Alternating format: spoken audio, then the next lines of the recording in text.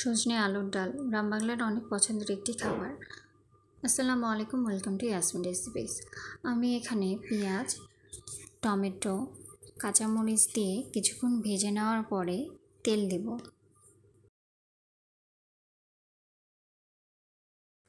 তেল দেওয়ার পরে কিছুক্ষণ পেঁয়াজ কুচি, টমেটো এবং কাঁচামরিচ ভেজে নেব। তারপরে এর মধ্যে আমি স্বাদ মতো লবণ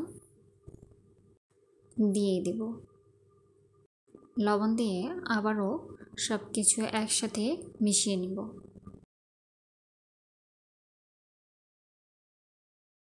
পরিমাণ মতো হলুদ গুঁড়ো দিয়ে সব কিছু মিশিয়ে নিব।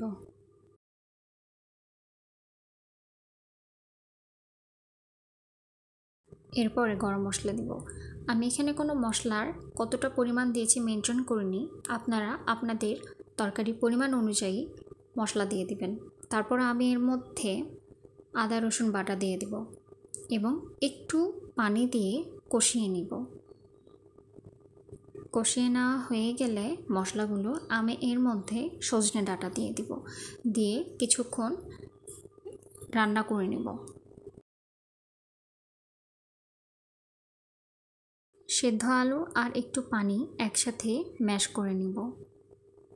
এরপরে সজনে ডাঁটার মধ্যে আমি আলুগুলো দিয়ে সব কিছু একসাথে কষিয়ে নিব।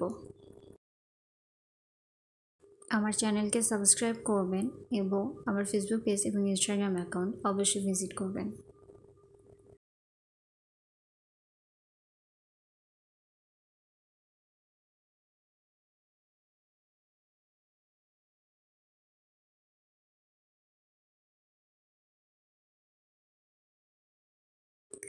সব কিছু কষানো হয়ে গেলে আমি পরিমাণ মতো পানি দিয়ে দেব। ঢাকনা দিয়ে রান্না করে নেব যতক্ষণ না সিদ্ধ হয়েছে। তো আশা করি আপনাদের রেসিপিটি ভালো লাগবে। সবাই সুস্থ থাকবেন, ভালো থাকবেন। আল্লাহ হাফেজ।